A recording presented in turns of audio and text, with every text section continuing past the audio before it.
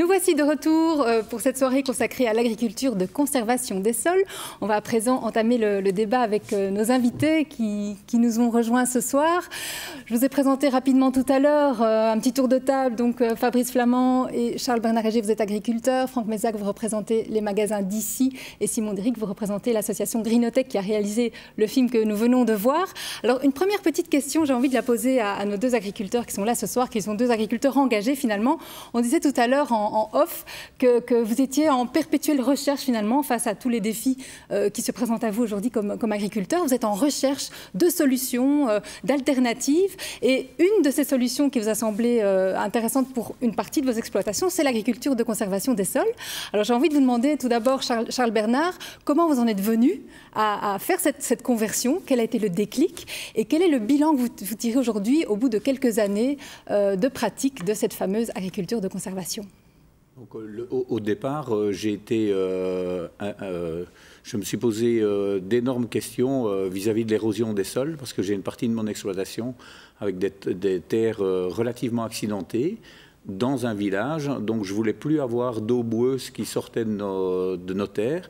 Et après quelques renseignements à l'extérieur de la Belgique, eh bien, je me suis rendu compte que la couverture des sols réglait en partie ces problèmes-là. Donc rapidement, je suis parti dans une couverture de sol généralisée sur l'exploitation. Ok. Alors, la totalité de votre exploitation n'est pas en agriculture de conservation des sols. Pourquoi en fait? Pourquoi différencier comme ça en fonction de vos cultures, etc. Comment vous pratiquez ça concrètement? Mais mon exploitation, j'exploite sur plusieurs sites et plusieurs régions, et en exploitant dans différentes régions, différents terroirs, toutes les cultures ne peuvent pas être, je pense notamment à la pomme de terre, donc la pomme de terre ne pourrait pas être cultivée dans certaines terres. Donc ces terres-là, j'ai dû m'adapter avec la couverture du sol pour répondre à la demande. La production de pommes de terre en agriculture de conservation, on en parlera peut-être plus tard, il y a une problématique en tout cas de plure de pommes de terre, et quand vous avez des défauts sur la plure parce que vous avez un contact avec la matière organique, ça peut être un problème visuel pour l'acheteur. C'est ça. Donc je rappelle que vous êtes exploitant de grandes superficies, vous cultivez des céréales, du colza, des pommes de terre, etc. Et donc vous avez choisi d'appliquer cette démarche de l'agriculture de conservation sur certaines de ces cultures que vous estimez les plus appropriées pour cette technique. C'est ça que vous venez nous expliquer. Parce qu'aujourd'hui, je ne veux absolument pas réduire l'amplitude du choix de mes cultures. Je veux pouvoir continuer à exploiter toutes les possibilités dans les cultures, et en exploitant toutes les cultures différentes, je dois adapter des stratégies différentes, voilà, uniquement. Fabrice Flamand, vous me disiez la même chose tout à l'heure en coulisses. Vous avez effectivement des cultures céréalières, mais aussi les cultures de légumes qui ne se prêtent pas non plus complètement à cette pratique-là. Et donc voilà, vous faites un peu vous prenez finalement les pratiques les plus adaptées aussi en fonction de votre exploitation. Voilà, l'exploitation est un peu divisée en deux parties. Donc il y a une partie que j'irrigue sur laquelle je produis beaucoup de légumes, et une autre partie qui est plus céréalière, betterave, etc. Autant que possible, je fais de l'agriculture de conservation, et je remarque que je sais le faire beaucoup plus les parties non irriguées, parce que tout ce qui est légumes, quand vous avez des très fines semences comme des carottes, des oignons, etc., si vous avez un peu de matière organique, si la semence tombe sur la matière organique, elle ne va pas germer. Et puis alors vous avez des défauts, que Charles Bernard le disait, en pommes de terre. Je produis pas mal de grenailles, des toutes petites pommes de terre. Et si vous avez de la matière organique qui se dégrade autour de la pomme de terre, vous allez avoir une petite tache sur la pomme de terre. La pomme de terre est très bonne, il n'y a aucun problème gustatif, mais à l'œil, le consommateur n'en voudra pas. Donc ça, c'est déjà exclu pour tout ce style de culture-là. Et en parlant du consommateur, justement, nous avons voulu connaître aussi votre point de vue sur l'agriculture telle qu'elle se pratique aujourd'hui. Nous sommes partis à Namur vous interroger. On vous écoute.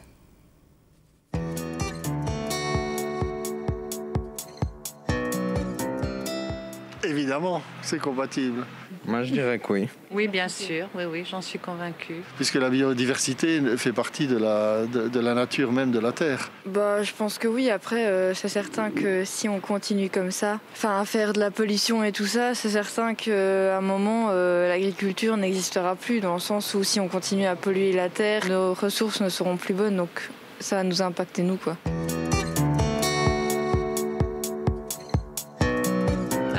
qui est avec tous les produits pesticides et tout ça. C'est à cause des herbicides, ce sont des produits toxiques. Le problème ici de l'agriculture, je pense, c'est quand elle devient industrielle et qu'elle s'écarte justement de la nature, on va dire. Il y en a qui vont raser des forêts, pour pouvoir faire des plantations. Ça dépend de la forme de culture qu'on utilise. Je pense qu'aujourd'hui, de plus en plus d'agriculteurs font attention. En faisant de la culture, par exemple, la terre reste plus riche si on ne la retourne pas. L'agriculture plutôt locale, ça, moi, je vois pas ça comme un mal pour la nature en soi. C'est plus responsable et il y a de plus en plus de trucs bio, quoi.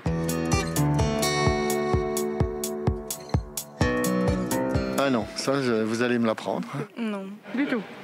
Non, pas du tout. Pas du tout. Pas vraiment. Non. C'est ce dont je vous parlais, là. On ne retourne pas le sol après une culture, parce que normalement, on doit laisser le sol reposer avant de... Évidemment, avec la culture intensive, on ne s'occupe plus de tout ça.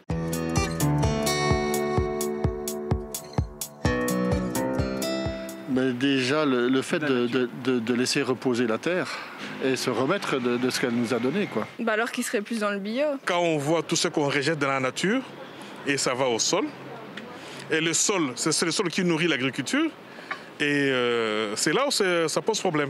On parle du bio de plus en plus, une agriculture raisonnée. Voilà, donc visiblement l'agriculture de conservation des sols n'est pas une expression fort connue du grand public. C'est pas étonnant, finalement, ce sont des approches qui sont quand même déjà fort techniques, hein, finalement fort ancrées dans le milieu.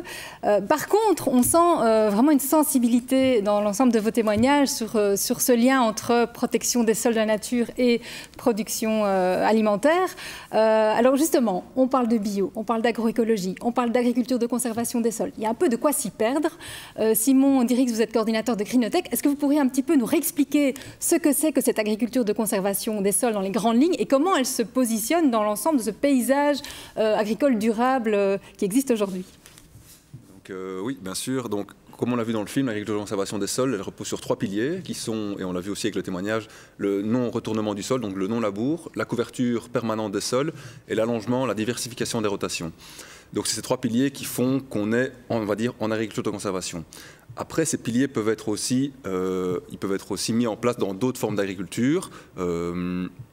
Voilà, mais donc on a l'agriculture de conservation. À côté, on a l'agriculture bio avec des synergies et des différences.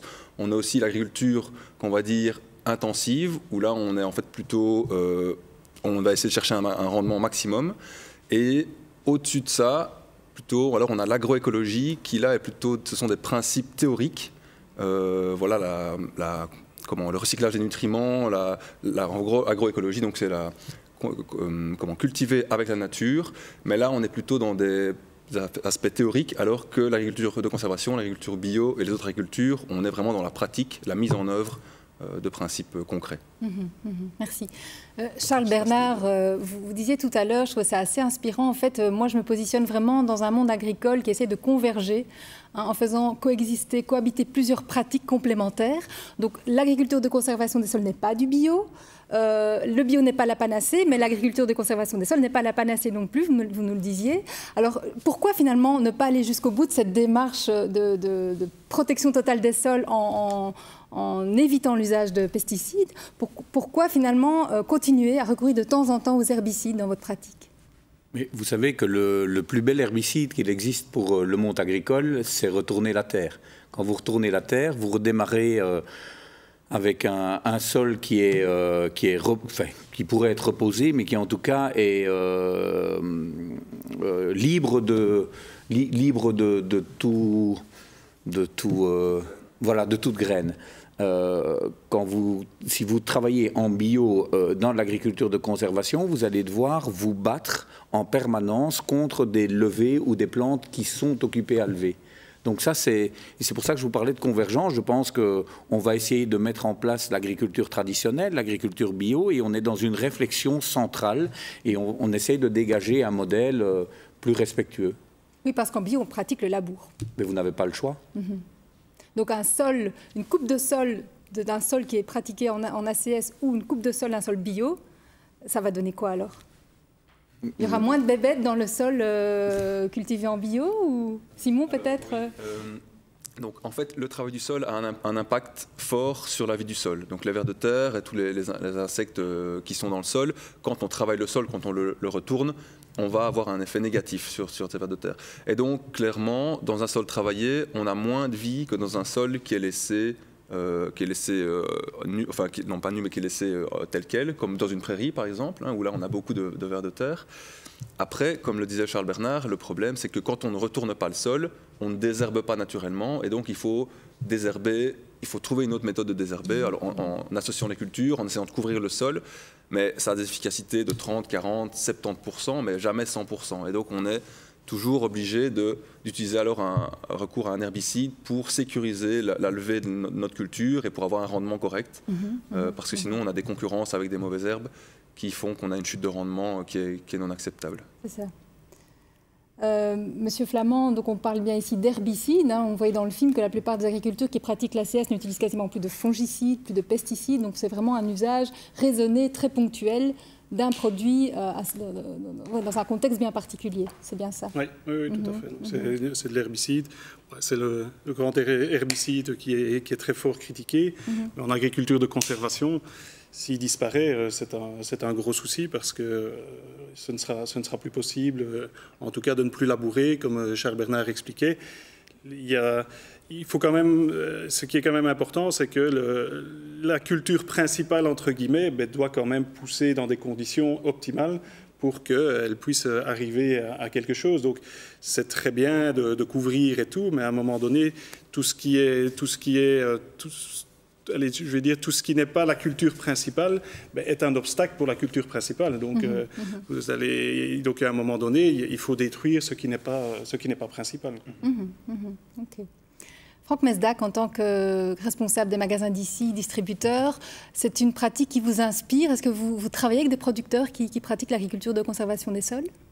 Alors oui, mais très honnêtement, j'ai dû me renseigner pour savoir qui était concerné, parce que nous, on travaille essentiellement avec des transformateurs et donc pas avec des exploitants qui sont en grande surface, en grande culture. Mais effectivement, nous, dans notre ADN, le durable est clairement... fait partie de notre ADN, et donc on essaie de comprendre comment, à partir du moment où l'alimentation, la culture plutôt en impact, comment on peut le minimiser et comment favoriser des producteurs qui minimisent cet impact. Donc oui, on s'y intéresse. Alors après, on se rend compte que c'est complexe, et que j'imagine d'une spéculation à l'autre, il y a d'autres, il y a des pratiques culturelles qui doivent varier pour s'adapter, ou comme l'expliquait Charles-Édouard, en fonction des terroirs. Donc oui, c'est... Mais je crois aussi que cette convergence qu'on évoquait tout à l'heure est certainement utile, parce que j'ai l'impression que le problème d'un type d'agriculture, on parlait de la bio tout à l'heure par rapport... je ne veux pas dire qu'on opposait, justement, on essaie de les associer. Le problème ou la solution de l'un est le problème de l'autre. Et donc, si on arrive à les faire converger, on sera dans le meilleur des mondes. Mais est-ce que c'est possible, et comment y arriver tout en gardant un rendement optimal? Voilà, ça, j'imagine, c'est là. Tout en jouant avec les forces de la nature qu'on ne maîtrise pas, c'est complexe, quoi. On abordera tout à l'heure aussi la question de la filière, comment valoriser ce type de production, parce que pour le moment, vous, en tant que distributeur, vous ne pouvez pas associer ce type de produit à un label en particulier. Et donc voilà, on abordera cette question plus tard. Alors Grégory Motard, qui est journaliste à Canal C, a mené une petite enquête. Il a voulu en savoir plus sur cette agriculture de conservation. Il est d'ailleurs venu vous rendre visite, Monsieur Flamand, sur votre exploitation. On regarde ce reportage de Canal C. Sur cette terre, pas de sillon dû au labourage. C'est le premier signe d'une agriculture dite de conservation, une technique agricole que Charles Bernard applique sur un tiers des surfaces qu'il cultive. Eh bien, cette terre, depuis une trentaine d'années maintenant, n'a plus été labourée, et on y pratique la couverte du sol permanente. Ça veut dire qu'entre deux cultures, le sol est systématiquement couvert par une plante qui sert à nourrir le sol. Le non-labour est un moyen efficace de lutter contre l'érosion du sol. C'est un choix qui a été fait au départ dans ce genre de terre parce que les pentes sont importantes et pour éviter d'avoir du ruissellement et des eaux boueuses qui pourraient sortir de parcelles, on a directement choisi de couvrir nos sols. Quand vous avez des pluies importantes sur un sol nu, vous pourriez avoir des morceaux, des fragments de terre qui se décrochent et qui se déplacent. Ici, la couverture joue un rôle de parapluie sur la terre. Ici, ce sont des radis qui ont joué le rôle de couvert, un couvert qui enrichit aussi la qualité de la terre. Autre principe de l'agriculture de conservation, l'allongement des rotations des cultures. Le premier impact, c'est sur les maladies, en tout cas des plantes. Casser les cycles de maladies, plus vous les espacez.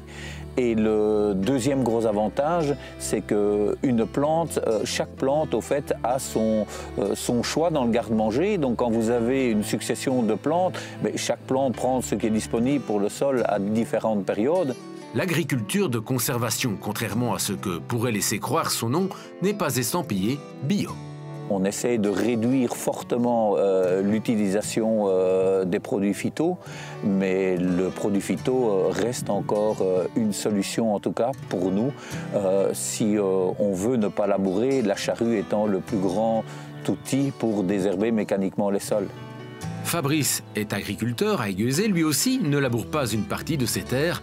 Cela représente un gain de temps. Par contre, il l'admet, cette technique connaît des limites. Il y a certains contrats et certaines industries qui n'acceptent pas le non-labour parce que la qualité du produit fini n'est plus tout à fait le même. Ce n'est pas la qualité gustative, ce n'est pas la qualité, mais c'est le visuel.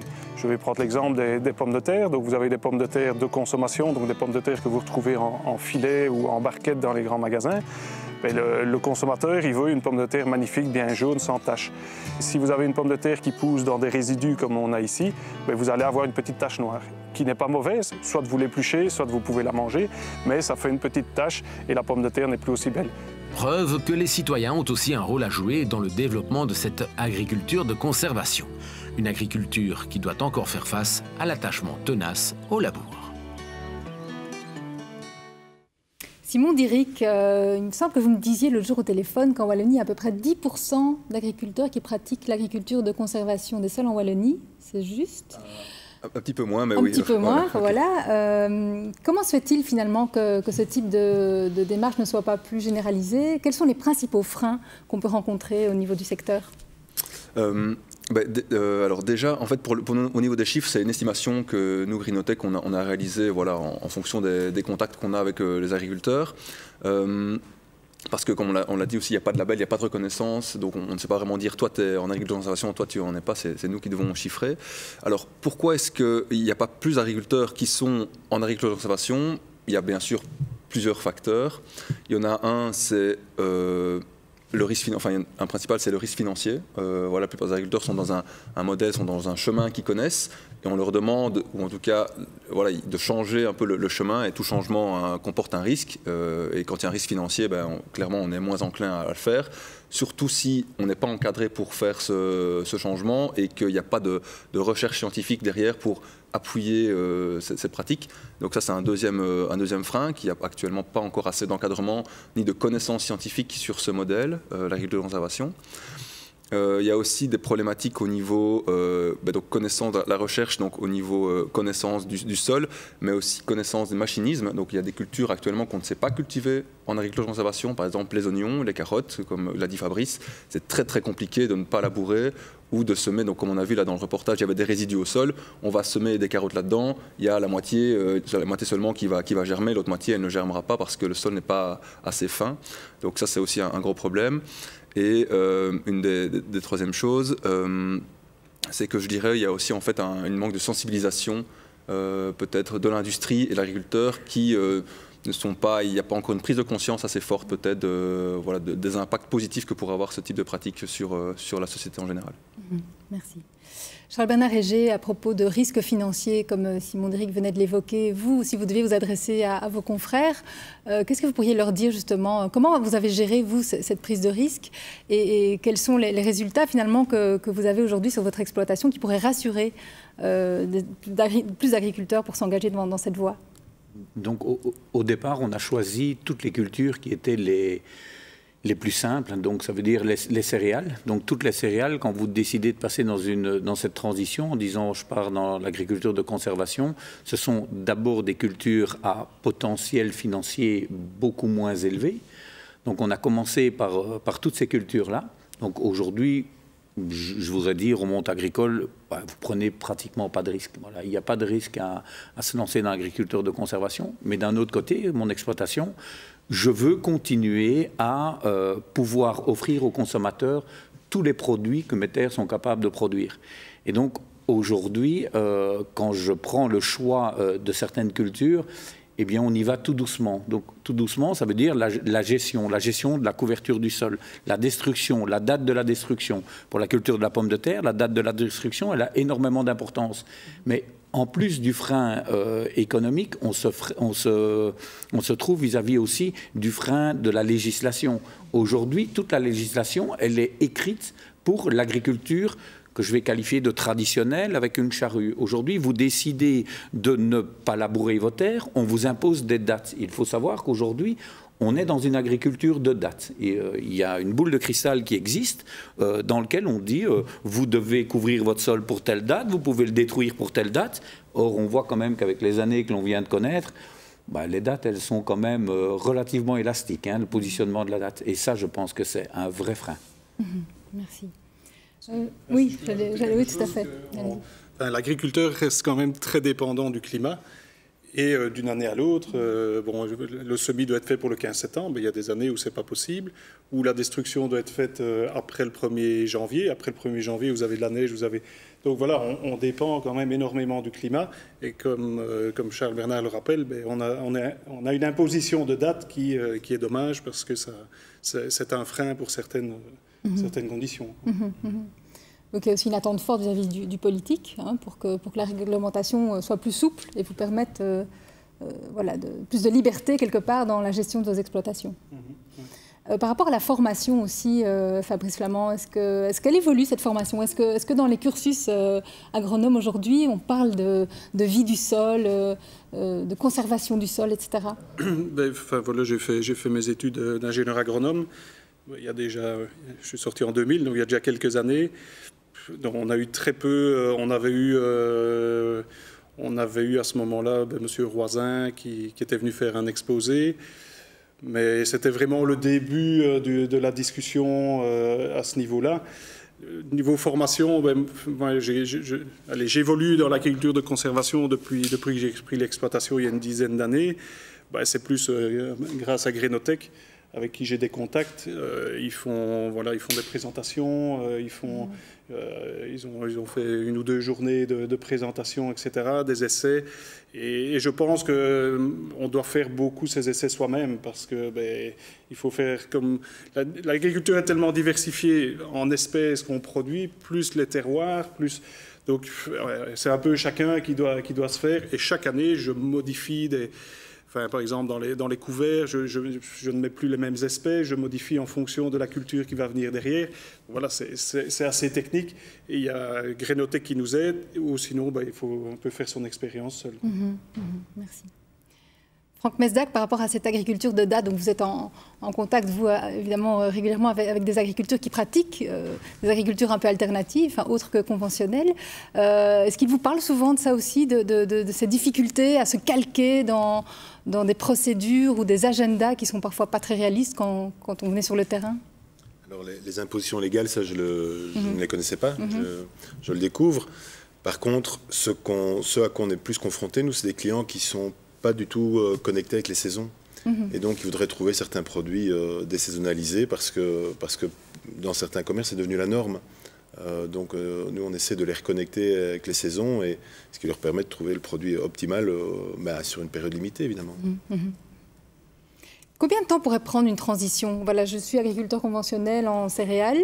Combien de temps peut prendre cette transition vers l'ACS? Il y a l'aspect technique et financier un peu aussi, parce que si vous voulez passer en ACS, je pense qu'on a tous commencé avec du matériel qu'on avait, essayer de transformer un petit peu. Maintenant, il existe sur le marché du matériel qui convient mieux, qui est mieux étudié, et ça évolue encore et ça évoluera encore. Donc voilà, ça veut dire que vous devez quand même changer votre parc de matériel et donc il y a l'aspect financier, ou alors il faut essayer de trouver des associations, essayer de se regrouper. Donc voilà, ça ne se fait pas du jour au lendemain de dire je vais passer en ACS directement. Il y a quand même un aspect financier qui est derrière aussi. Ouais. Moi, je voudrais rajouter, en fait, ça dépend. Il y a effectivement l'aspect parc de matériel, et donc au début, on peut commencer avec du matériel qu'on a sur la ferme classiquement, voilà. Mais quand on veut aller plus loin au bout de la démarche, alors là, il faudra investir, et donc c'est nécessairement un coût. C'est quoi? C'est des semoirs, par exemple? C'est ça, c'est surtout des semoirs, des rouleaux, voilà, parfois du matériel de guidage, parce qu'on est dans des débris, et donc il faut savoir bien suivre sa ligne. Des choses semences comme ça. aussi, j'imagine. Il n'y a pas un gros budget de semences aussi? Là, dans des couverts, peut-être des espèces un peu plus chères, mais qui ont d'autres avantages. Oui, voilà, il y a des investissements aussi. Les semences, c'est un peu plus faible que le matériel, quand même. Mais un des gros points aussi est la transition. Donc, pour donner un chiffre, on en a pour entre 3 et 5 ans, à peu près, de transition pour vraiment arriver à quelque chose qui tourne. Cette transition, elle peut prendre plus ou moins longtemps en fonction, en fait, de l'état du sol initial. On a des sols qui sont déjà en bon état parce qu'ils ont un bon taux d'humus, il y avait de l'élevage, il y a des apports de fumier sur ces sols, et donc c'est des sols qui, quand on va ne plus labourer, vont quand même continuer à travailler, et on va pouvoir aller très vite. En 2 ans, on aura des très bons résultats. Il y a des sols qui sont très appauvris, voilà, et alors si on veut vraiment les remettre en état et passer à ce type d'agriculture, ça va prendre beaucoup plus de temps. Et il va falloir vraiment investir dans son sol, et donc là ça va coûter plus cher parce qu'il va vraiment falloir investir pour remettre le sol en état, pour qu'ils fournissent aux plantes ce dont elles ont besoin sans en diminuant les intrants chimiques. Merci. Franck Mézac, vous évoquiez tout à l'heure le décalage entre la demande du consommateur et la production saisonnière. Et bien justement, on vous a demandé, encore une fois en rue, quels étaient vos principaux critères de choix dans vos achats de fruits et légumes.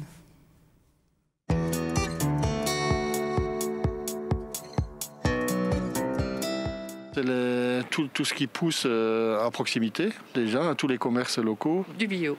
Les plus bio possibles, aller chez les producteurs. Surtout aussi des magasins de proximité, de maraîchers. D'abord le local, puis le bio. Donc local et de saison, c'est les premières choses auxquelles je fais attention. Et puis si c'est bio, c'est encore un chouïa mieux. Mais... La saison, la beauté du fruit ou du légume. Moi j'aime bien que ce soit frais et que ça vienne de chez nous. De proximité. Que ce soit local, en vrac aussi, faire sans zéro déchet, essayer que ce soit le plus naturel possible. Si les conditions dans lesquelles ils ont été plantés semblent être saines, j'adhère. Je vis encore chez mes parents, mais ma maman va depuis quand même quelques années chez Paysans Artisans, achète des légumes plutôt locaux et de saison et tout ça. Mais quand je suis à Moncotte, c'est vrai que je vais plus au Carrefour acheter mes fruits et légumes aussi, parce que justement... j'ai une certaine quantité d'argent et il y a aussi le prix qui rentre en compte, quoi. Moi, ce n'est pas tellement le prix. Moi, c'est le produit. Moi, j'ai la chance d'avoir des jardins qui sont pas loin de chez moi, donc avec des gens qui travaillent en bio et qui respectent la nature. Ça vient des artisans, et moi, j'achète toujours maintenant mes fruits et légumes là-bas, et aussi ma viande.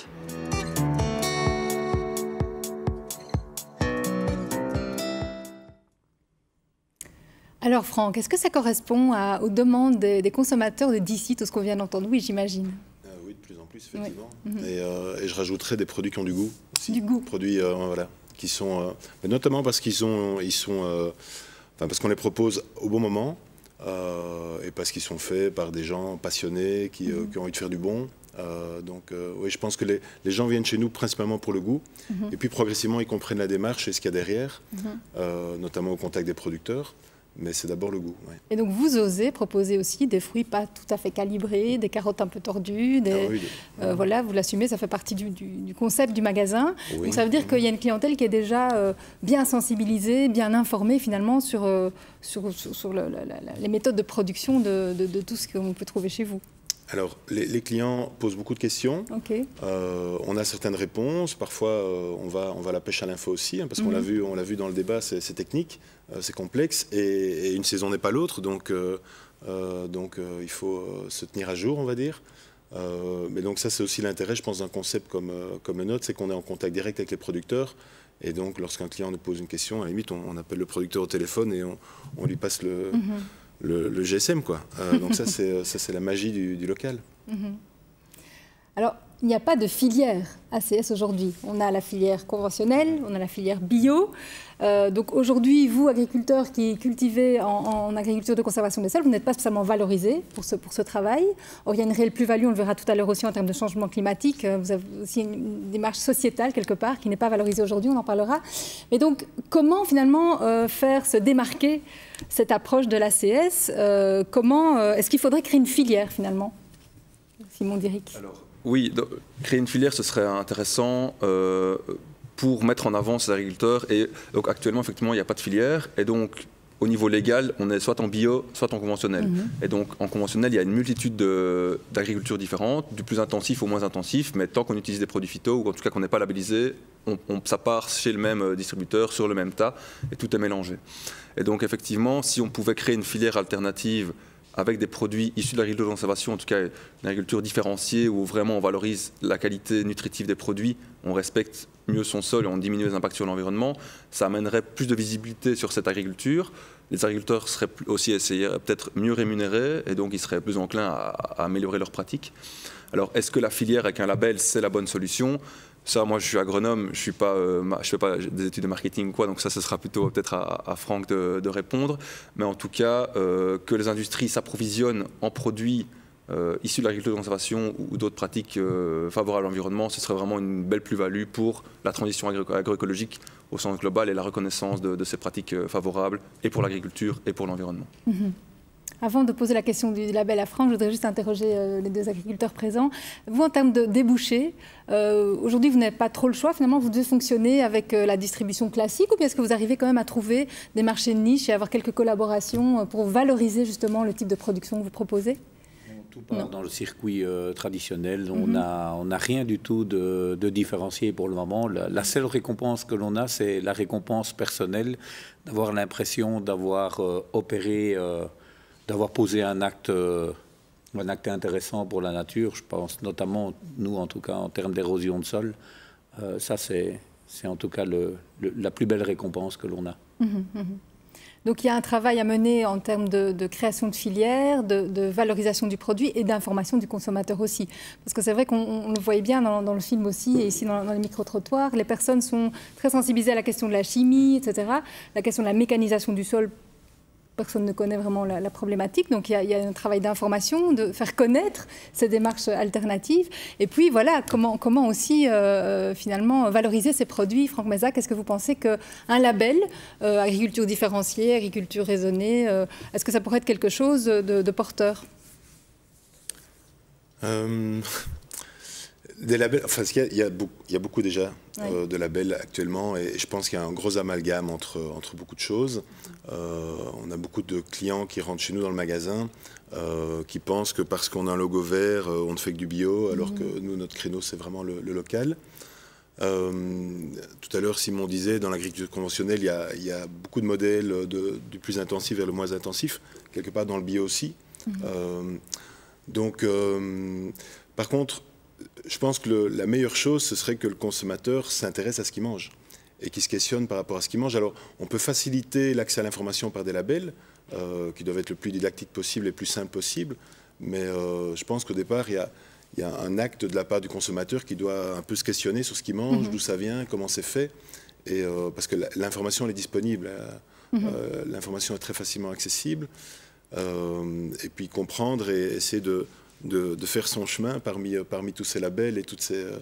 je crois que c'est... Enfin, nous, on se rend compte que dans nos clients, certainement un dénominateur commun, c'est que ce sont des gens qui s'intéressent à ce qu'ils mangent, qui veulent vraiment se reconnecter à leur alimentation et donc qui naturellement vont à la pêche à l'info. Et nous, on est là un peu comme courroie de transmission entre le producteur et le consommateur et on fait l'interface pour leur donner ces infos. Merci.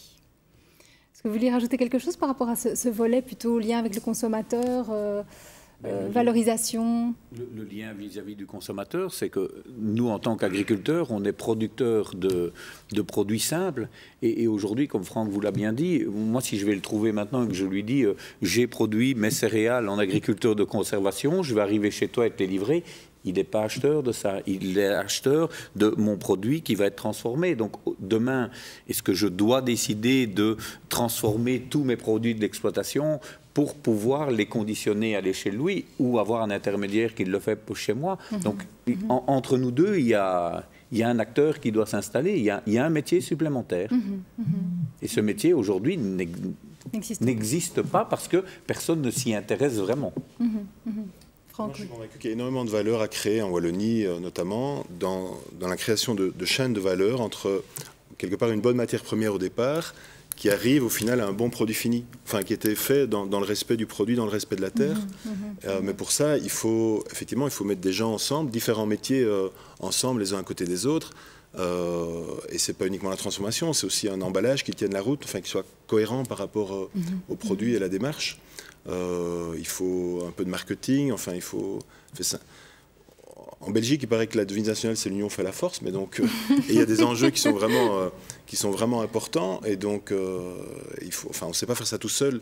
Ça demande trop de compétences différentes, et donc et d'où l'intérêt de créer c'est ce que j'appelle des chaînes de valeur, ou en tout cas des collaborations permettant de créer de la valeur pour le client, pour nous, pour que le produit soit bon, que ce soit bénéfique pour sa santé, pour la terre, que ça génère un revenu suffisant pour l'agriculteur au départ. Merci. Alors, on l'a évoqué tout à l'heure, les parcelles qui sont cultivées en agriculture de conservation des sols donc sont des parcelles sur lesquelles il y a un couvert végétal permanent, qui est un puits de carbone important. Et donc l'impact en termes de changement climatique est aussi réel pour ces exploitations, pas valorisées aujourd'hui. On a voulu savoir aussi ce que vous pensiez du lien entre agriculture et changement climatique.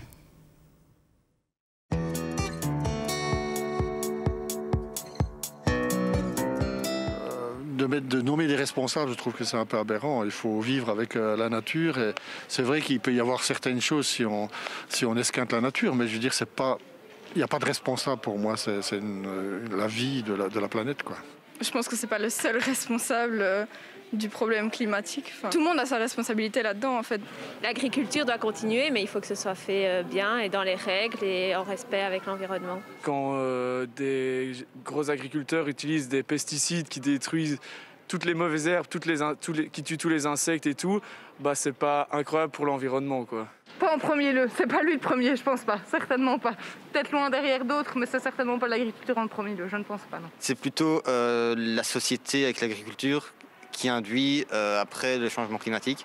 C'est la société qui pousse les agriculteurs à faire toujours plus gros, toujours plus de production. La manière de vivre des gens, c'est la circulation, c'est toutes ces choses-là, l'industrie qui n'est pas verte, voilà, tout ça. Je trouve que c'est justement à cause de la pollution. Si les gens continuent à polluer comme ça, d'office, ça va avoir un impact sur l'agriculture.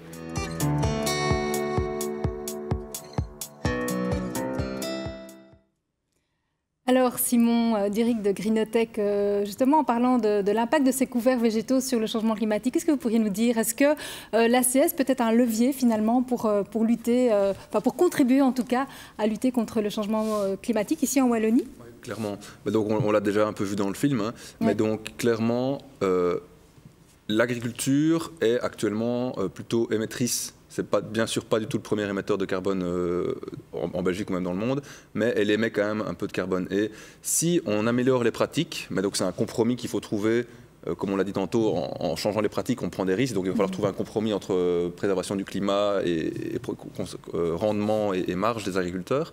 Mais on pourrait, en couvrant ces sols, en passant en agriculture de conservation, stocker du carbone dans les sols. Et donc en fait, on pourrait même être à l'équilibre, en tout cas grâce à ces changements de pratique, à l'équilibre au niveau CO2. Voilà, on n'est pas en diminution, mais on est à l'équilibre en stockant du carbone dans les sols grâce aux pratiques, grâce à la photosynthèse des plantes en fait, qui vont prendre du CO2 dans l'air et l'injecter dans le sol. Voilà. Et donc ça demande de l'accompagnement clairement et aussi peut-être une aide financière pour les agriculteurs qui, vu qu'ils déstockent, enfin ils captent du CO2 dans l'air, pourraient peut-être avoir des certificats verts, comme pour ceux qui ont des panneaux solaires. Et alors ça leur permettrait de financer peut-être cette prise de risque avec le stockage de carbone. Voilà, c'est vraiment une bonne porte d'entrée vers ce type de pratique et une reconnaissance aussi des bienfaits qu'elle a pour la société. Il est existe des sociétés actuellement qui peuvent faire un audit de votre exploitation, de votre ferme, pour savoir un peu si vous êtes émetteur ou pas de carbone. Moi, je l'ai fait à la demande d'un industriel pour qui je travaille, parce que l'industrie s'y intéresse aussi. Voilà, on doit trouver une solution au niveau du carbone. Et chez moi, je suis neutre. Donc, voilà. Donc je ne suis pas à 100% en ACS, loin de là. Je n'ai pas peur de le dire. Je le fais au maximum. D'après voilà, les calculs et les schémas qu'ils ont faits, je suis neutre. Donc je trouve que c'est déjà pas mal. Bien sûr. Charles-Bernard Réger, par rapport à cette question climatique, est-ce que vous sentez que vous avez un rôle à jouer par rapport à ça aussi en tant qu'agriculteur, ou pour vous c'est secondaire, c'est bien s'il y a un effet, mais bon voilà, on a déjà suffisamment à faire avec nos productions. Comment est-ce que vous vous positionnez par rapport à ça, cette responsabilité quelque part du monde agricole, enfin responsabilité peut-être pas, mais en tout cas ce rôle que pourrait jouer le monde agricole face à cet enjeu climatique? En tout cas, je trouve que ça serait la vraie récompense, en tout cas, du travail qu'on a mis en place depuis 20 ans, d'être reconnu, comme dit Fabrice, être à zéro, c'est déjà quelque chose d'extraordinaire, parce que peu de gens peuvent se dire d'être à zéro, mais si demain, on pouvait être récompensé via un certificat vert, eh bien, je pense ça serait la vraie récompense et la vraie reconnaissance, en tout cas, de ce qu'on a fait comme travail jusque maintenant. On pousse aussi l'Agrinothèque à introduire ça dans la PAC, qui est aussi un formidable outil pour en fait que la PAC reconnaisse les bienfaits de ce type de pratique et pousse les agriculteurs et récompense aussi les agriculteurs quand ils s'engagent dans des pratiques vertueuses, entre autres de stockage de carbone. Voilà, parce qu'on parle beaucoup, mais la PAC, on parle du consommateur, mais il y a aussi l'amont de la filière qui a un rôle à jouer important, et au niveau législatif, au niveau encadrement des agriculteurs. Donc voilà, il y a beaucoup de choses à faire aussi de ce côté-là. Vous savez, on est 10% d'Européens sur la planète, et on voudrait aujourd'hui nous rendre responsables de 90% de la production de gaz à effet de serre. C'est une réflexion qui devrait aussi avoir lieu à l'échelle mondiale, et elle est loin d'être le cas. L'Européen est quand même nettement plus en avance que d'autres pays. Et aujourd'hui, en tout cas, en termes de gestion de territoire, chez nous, il faudrait vraiment se repositionner, avoir une communication correcte. La déforestation, c'est pas chez nous. Le monde agricole, on n'est pas occupé à tout couper chez nous. On est vraiment intégré. Et ça, c'est une image que l'on doit ramener, que l'Européen, en tout cas, est déjà... bien plus en avance que les autres continents. Bien. Quand on voit les interviews dans la rue, quand on parle de déforestation, enfin, là, on ne parle pas de la Belgique, on ne parle pas de la Wallonie.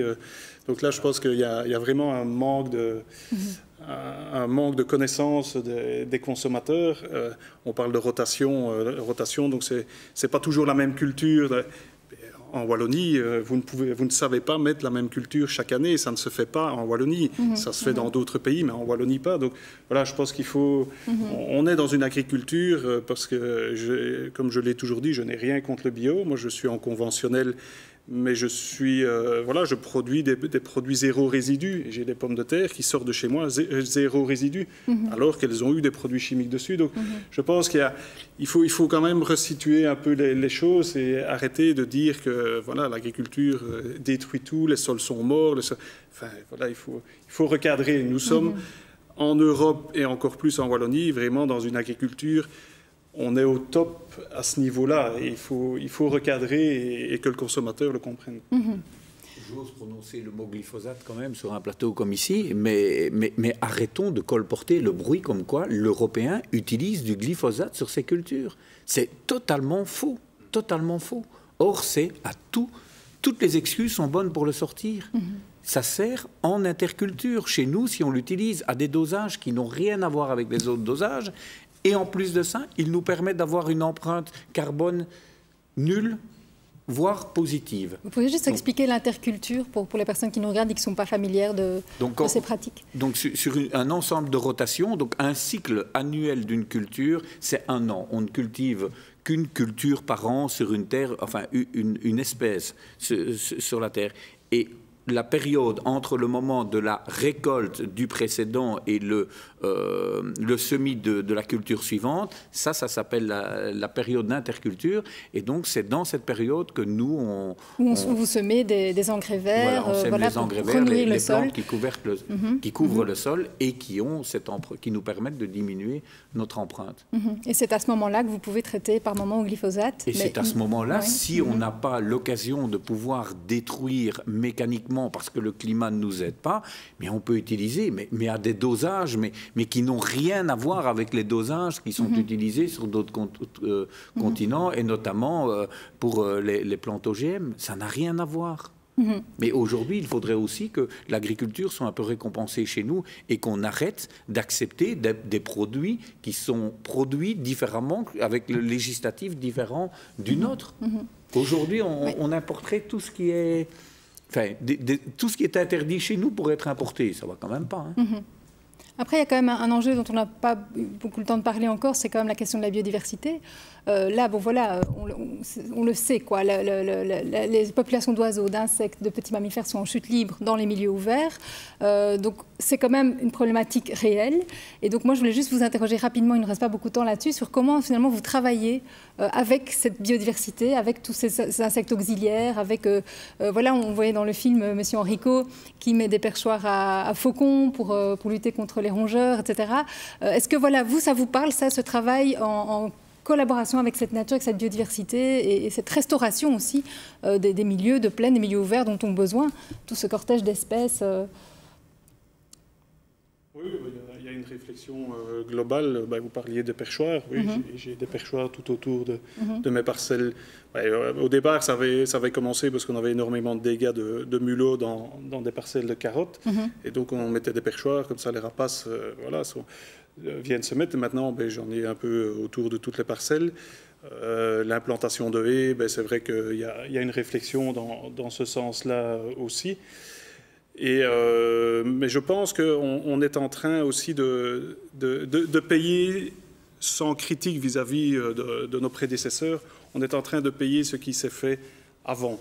Parce que je pense qu'il y a réellement une réflexion maintenant de l'agriculteur, des agriculteurs, de changer un peu ses méthodes. Si on est là, c'est pour en discuter aussi, qu'avant, et c'est aucune critique vis-à-vis de nos parents, etc. Mais qu'est-ce qu'on leur a demandé? On le voit à la fin du film, on leur a demandé de produire beaucoup. Et pour produire beaucoup, vous avez ça, il faut faire ça, ça, ça. Donc on ne peut pas leur reprocher. Maintenant, on se pose d'autres questions et l'agriculture a toujours évolué et elle évolue maintenant dans un autre sens. C'est ça. Et vous êtes, parmi ces agriculteurs proactifs qui réfléchissez, une sorte de laboratoire. Votre exploitation est une sorte de laboratoire. Vous le dites souvent, depuis qu'on a démarré ça, on teste, on réessaye, etc. Et donc ça, c'est tout à votre honneur, évidemment. On sait bien qu'aucune de ces pratiques n'est parfaite, mais au moins vous avez le mérite de tester, d'essayer d'autres choses. Et donc ça, on est ravis d'avoir pu vous entendre à ce sujet.